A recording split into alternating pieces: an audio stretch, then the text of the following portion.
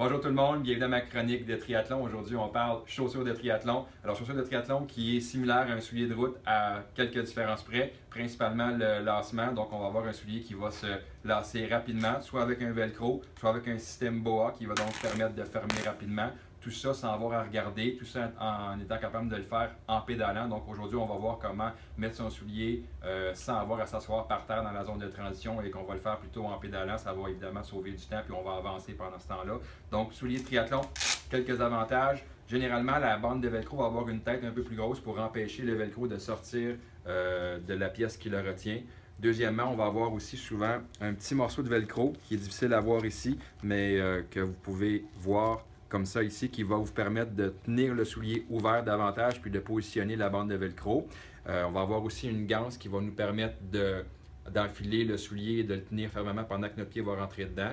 Et dernièrement, on va avoir aussi un petit truc ici qui va nous permettre d'accrocher un élastique ou une soie dentaire qu'on va voir tantôt comment positionner pour garder son soulier horizontal sur le vélo quand on va l'enfourcher.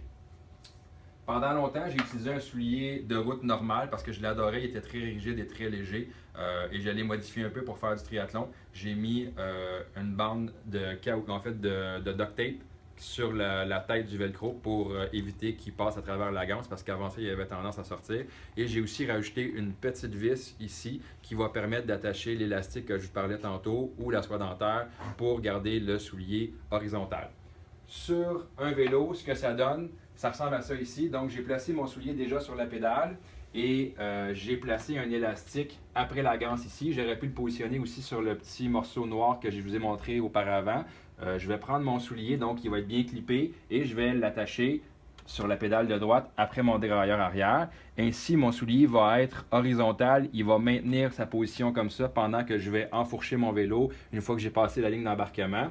L'autre soulier de l'autre côté, je vais faire la même chose. Je vais positionner l'élastique après la déclenche rapide, le quick release qu'on appelle en bon québécois. Donc, mes deux souliers vont être horizontaux. Et quand je vais commencer à pédaler, l'élastique va casser et donc je vais pouvoir commencer à pédaler sans problème. S'assurer d'avoir un élastique qui est assez court, assez bien tendu pour qu'il brise. Des gens utilisent aussi la soie dentaire en faisant quelques tours. C'est aussi une option. Un ou l'autre fonctionne très très bien. Ça va vous permettre donc d'avoir les deux souliers qui vont être positionnés, prêts à rentrer votre pied à l'intérieur dès que vous allez enfourcher votre vélo.